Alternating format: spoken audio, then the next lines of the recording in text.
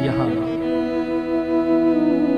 बाल लीलाओं का दर्शन मेरे परात्पर प्रभु का ब्रजमंडल में सुखदेव जी कहते हैं राजा परमात्मा बड़ी सुंदर सुंदर मनमोहक आनंद देने वाली लीलाओं का दर्शन ब्रज में कराते हैं। एक दिन नंद बाबा यमुना जी का स्नान करके आए। जितने भी वैष्णव होते हैं सभी वैष्णवों के यहाँ शालिग्राम भगवान जी की पूजा होनी चाहिए। नंद बाबा भी स्नान करके शालिग्राम भगवान जी की पूजा करने लगे। 1.5 वर्ष की अवस्था है। घुटमुन घुटमुन घुटमुन कन्हैया चले हैं। अंदर आने लगे तो नंद बाबा ने रोका, लाला देख मैं जय जय की पूजा करने जा रहा हूं और जय जय की पूजा में बिना नहाए धोए नहीं आता। कन्हैया विचार करते हैं कि सबसे बड़ा जय जय मैं हूं, कि मुझसे बड़ा जय जय अंदर कौन आ गया। पर बाबा ने रोका है तो देखना पड़ेगा आज बाबा के जय जय को। तो कन्हैया द्वार पर ही बैठ गए। नंद बाबा ने बड़े प्रेम से स्वर्णमयी सिंहासन से शालिग्राम जी को उठाया, स्वर्णमयी पात्र में यमुना जल से स्नान कराया, दुग्ध से स्नान कराया, दही से स्नान कराया।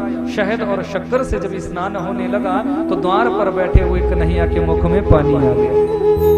अरे बाबा रोज इन जय जय की पूजा ऐसे करवाते हैं तो ये जय जय तो बड़े मीठे हो गए होंगे। आज देखना पड़ेगा कितनी मिठास इनमें आई है। अब नंद बाबा ने बड़ा सुंदर श्रृंगार किया शालिग्राम भगवान जी का। पुष्पमाला भेंट की, तुलसी मंजरी भेंट की। अब मंत्र जपने के लिए बैठ गए। मंत्र जपने का विधान है आंख बंद करके मंत्र में ज्यादा ध्यान लगता है। अब आंख बंद करके मंत्र जपने लगे। कन्हैया ने देखा मौका अच्छा है, गवाना नहीं चाहिए। घुटमन घुटमन घुटमन आए हैं और सामने से शालिग्राम भगवान को उठाया और मुख में डालकर पपोरना शुरू कर दिया, चूसना शुरू कर दिया। 10 मिनट बाद बाबा की माला पूरी हुई। जय हो शालिग्राम जी। सामने देखा सिंहासन खाली। अब तुलसी मंजरी हटाई, पुष्प माला हटाई तो कुछ दिखे ना। बोले शालिग्राम जी कहाँ चले गए। इस तरफ देखा कुछ नहीं, इस तरफ देखा तो छोटे भगत जी मुंह फुलाकर बैठे। च्यूरे लाला मैंने तुमसे कही थी ना कि जय जय की पूजा में बिना नहाए धोए नहीं आते, फिर भी तुम आगे। अरे ये तेरा मुंह काहे को फूला हुआ है। बाबा जान गए जरूर इसने ही गड़बड़ करी है। हल्का सा एक गुलचा मारा है से गपक से शालिग्राम जी बहा। हे भगवान। अरे देवी सुनती हो जी स्वामी जी। अरे देखो तो सही अपने इस छोरे को। अरे देखो अपने इस लाला को कितना उद्यमी हो गया है कि आज हमारे जय जय को ही जूठा कर दिया, जय जय को ही चूसने लग गया। ए जी गुस्सा काहे को करते हो। हमारा लाला नेक सा है, छोटा है, बालक है। जरूर इसने गुलाब जामुन समझी होगी। भक्तवत्सल भगवान की बड़ी सुंदर लीलाओं का दर्शन मेरे परात्पर प्रभु ब्रज में कराते हैं। यहाँ वसुदेव जी ने विचार किया कि यहाँ 1.5 वर्ष की अवस्था को पार कर चुके हैं कन्हैया और 2 वर्ष की अवस्था को दाऊ भैया पार कर चुके हैं, पर दोनों में से अभी काऊ का भी नामकरण नाए भयो। शायद नंद बाबा लाड प्यार में इतने खो गए हैं कि भूल ही गए हैं कि नामकरण भी होना है।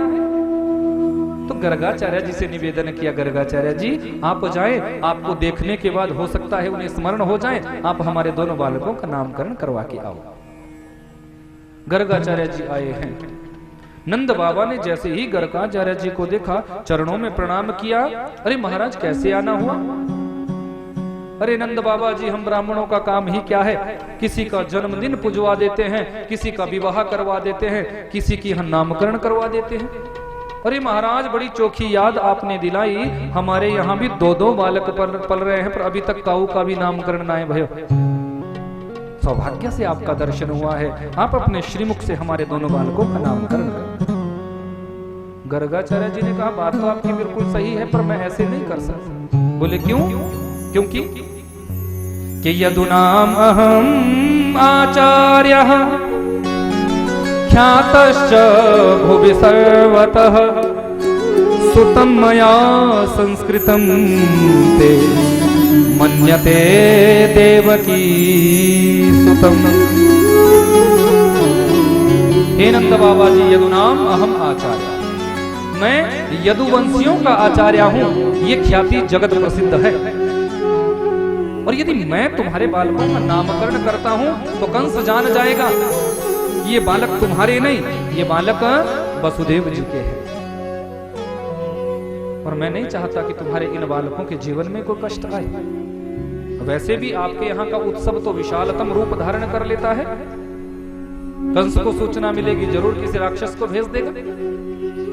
नंद बाबा कहने लगे, सुनो गर्गाचार्य जी, यदि ऐसा है तो हम इस उत्सव को बिल्कुल संक्षिप्त रूप से, गौण रूप से कर देंगे, पड़ोसियों तक को खबर नहीं देंगे।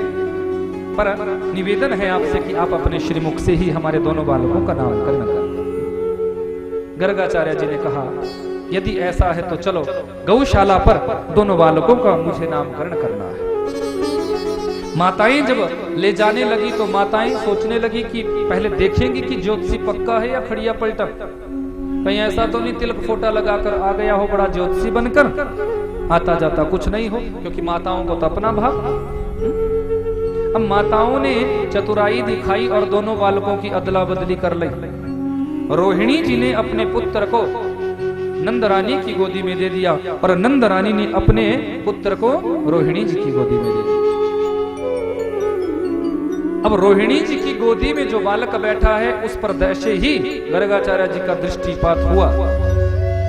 गर्गाचार्य जी की तो समाधि लग गई।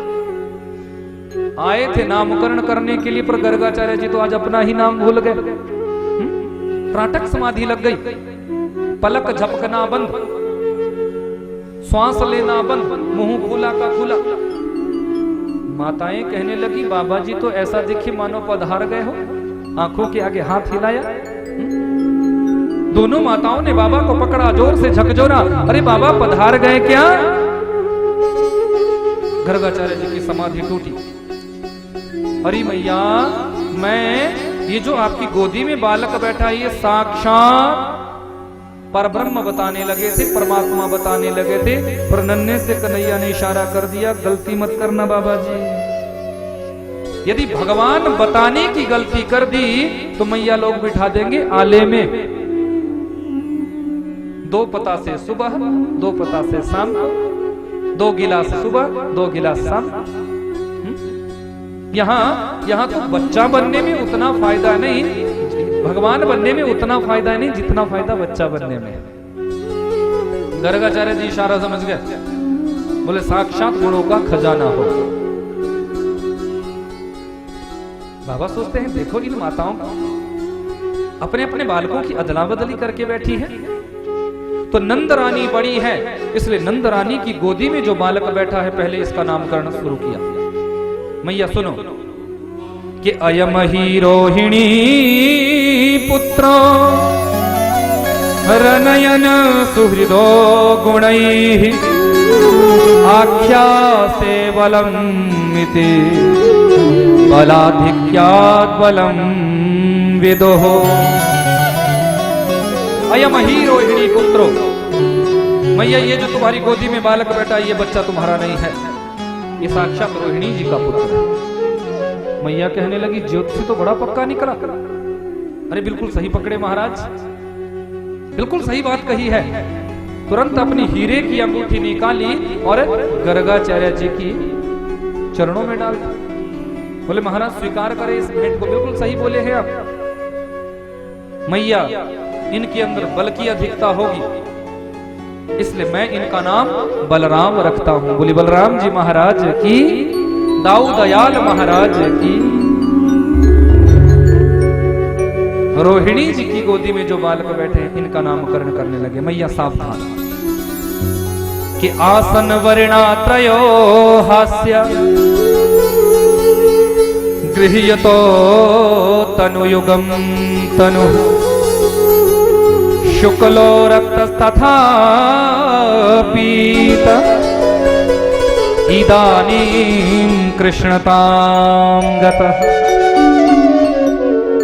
मैया आसन वर्णा त्रयो हास्य, पहले इनका वर्ण शुक्ल था, फिर इनका वर्ण पीत हुआ, फिर इनका वर्ण रक्त हुआ, और इदानीम कृष्णताम गता, इस समय इनका वर्ण कृष्ण हुआ है, काला हुआ है, श्याम हुआ है, इसलिए मैं तुम्हारे इस बालक का नाम श्री कृष्ण रखता हूं। बोले कृष्ण कन्हैया लाल की जय। मेरे गोविंद का नामकरण हुआ। मैया लाखों नाम इनके जगत में होंगे, कोई इन्हें श्याम सुंदर कहेगा, कोई मुरलीधर कहेगा, कोई मदन मोहन मुरारी कहेगा। अरे मैया हजारों लाखों नाम इनके होंगे, हर नाम जीव मात्र का कल्याण करने वाला ही होगा। परमात्मा का नाम हर तरफ से कल्याण देने वाला होता है। भक्त वत्सल भगवान की नामकरण संस्कार हुआ है।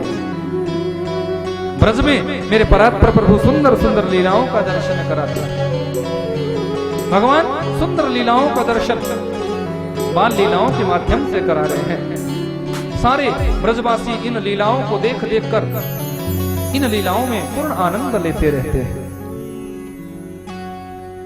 यहाँ ब्रज की जितनी भी नई नवेली दुल्हने हैं, जितनी भी गोपांगनाएं, सबका मन होता है कन्हैया का दर्शन करें, लेकिन बिना देखने से मन नहीं भरता, पर जाने कोई देता नहीं। कि देखे बिन कान्हा जब मन नहीं माना, इन आंखों से आज हमने ब्रह्म पहचाना है। कृष्ण पद कमलों में मन को लगाना है, इन गोपियों का ताना ये उल्हाना तो बहाना। गोपियों ने सोची कि कुछ ऐसा करे, कोई ऐसा उल्हाना लेकर जाए जिससे हमें कन्हैया का दर्शन हो जाए। पर उल्हाना कैसे लेकर जाएंगी, क्योंकि मैया तो जाने नहीं देती। सासू अम्मा बड़ी खतरनाक, जहां कहीं उत्सव होता है सबसे आगे अपने, बहू को कर घर का। सासू अम्मा बड़ी खतरनाक भैया। तो अब देखो पनघट पे एक व्यवस्था बनी है, एक रूपरेखा तैयार की गई। सारी पनघट पे इकट्ठी हुई। बोले आज सासू अम्मा गई है मंदिर में दर्शन करने के लिए, हनुमान मंदिर में ढोक लगाने मैया लोग गई है। अपने अपने घर की मटकियां फोड़ दो, मटकी फूटेगी, जरूर कोई ना कोई जाने का रास्ता मिलेगा। कन्हैया के दर्शनों का कोई ना कोई सौभाग्य हमें बन जाए। अब सबने अपने अपने यहाँ की मटकियां फोड़ दी। सासू अम्माई, अरे बहू रानी, ये मटकी, ये माखन, ये किसने फोड़ा? अरे सासू अम्मा वो आया था। अरे कौन? नंद का छोरा। अच्छा, बोले मटकी फोड़ के गया? बोले हाँ भैया। अरे तूने रोका नहीं? इतनी मोटी ठाडी तू, वो नेक सा छोरा, तेरे से रोका नहीं गया?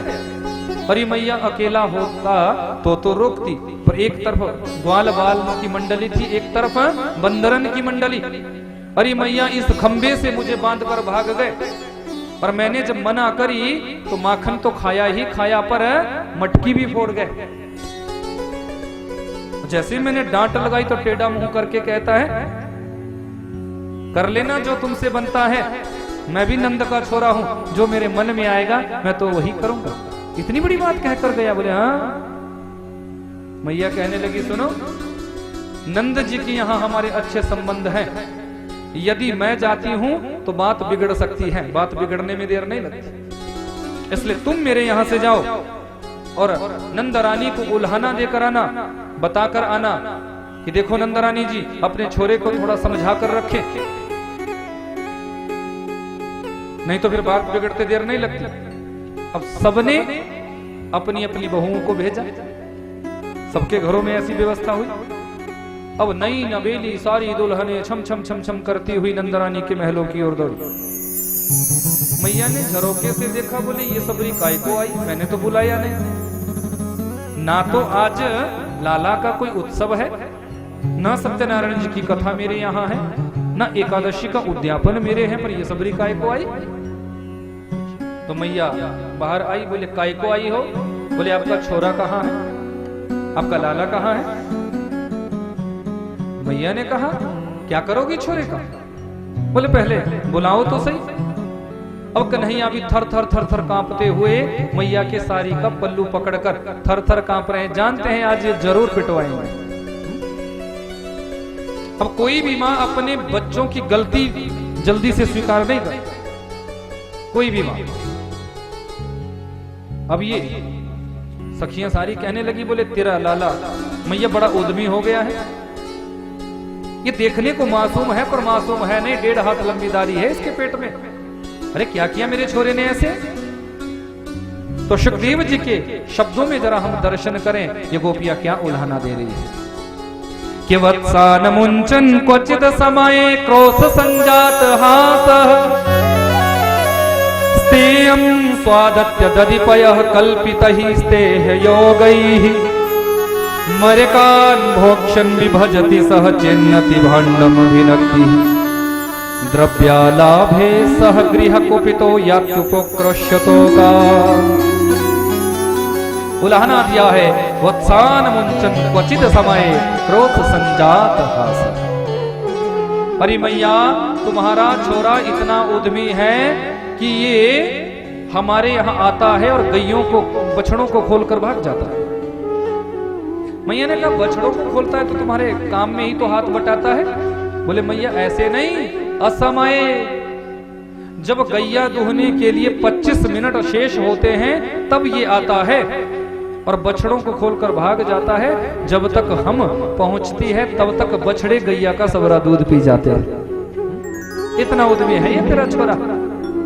एक कहने लगी, बोले मैया क्या बताऊं, कल मेरे यहाँ सत्यनारायण जी की कथा मैंने रखी हुई थी, तो मैं सत्यनारायण भगवान जी के लिए पंजीरी भून रही थी, तो आ गया कहने लगा भाभी जी मोको पंजीरी खिलाओ। मैंने कहा देख लाला पहले जय जय की पूजा होनी है, उसके बाद तो को पंजीरी जरूर मिलेगी। बोले अच्छा बड़े आई जय जय वाली, सबसे बड़ा जय जय मैं। अरे मैया मैं तो पंजीरी भूनने में व्यस्त थी, 5 मिनट बाद आ गया कहने लगा जाओ भाभी जी अपने जय जय के दर्शन कर लो।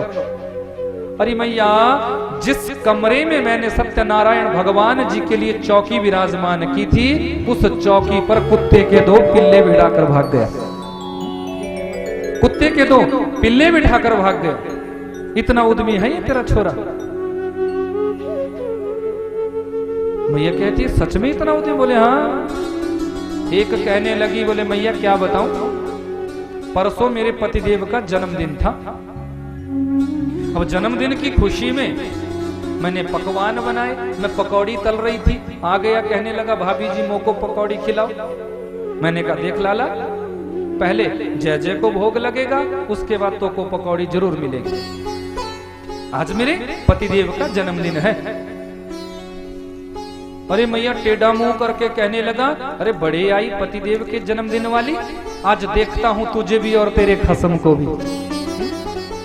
अरे मैया अब हमने तो उत्सव मनाया, पकवान खाए, तो नींद आ गई। रात्रि के 12:30 बजे कहीं से आया और मेरे चोटी के साथ मेरे पतिदेव की दाढ़ी को बांधकर भाग गए। अब पकवान खाए थे तो पतिदेव को प्यास लगी, वो उठने लगे। मैं कहूं स्वामी जी ये क्या कर रहे हो? अरे देवी जी क्या कर रही हो? स्वामी जी क्या कर रहे हो? देवी जी क्या कर रही हो? जब तक बेचारे ने उजाला किया तब तक तो उनकी आधी दाढ़ी ही उखड़ गई थी। इतना उद्यमी है ये तेरा छोरा। मैया कहने लगी क्या सच में तू उद्यमी है? बोले ना मैया ना, ये सबरी झूठ बोल रही है। अरे मैया ये सबरी झूठ बोल रही है, मैंने तो ऐसा कुछ किया ही नहीं। अरे मैया ये सब मुझे अपने यहां बुलाती है, पहले तो अपने यहां बुलाकर बड़ा लाड प्यार करती है, फिर थोड़ा सा माखन खिलाती है, फिर कहती है कि अब नाचो। अरे मैया मैं तेरा नेक सा बालक कब तक नाचूंगा, कितना नाचूंगा? जब मैं थक जाता हूं, हार जाता हूं तो मैं बैठ जाता हूं, लौट जाता हूं नीचे। फिर ये सबरी कहती है कि देखो तुम नाचो नहीं तो हम चोर चोर कहकर तेरी बदनामी करेंगे।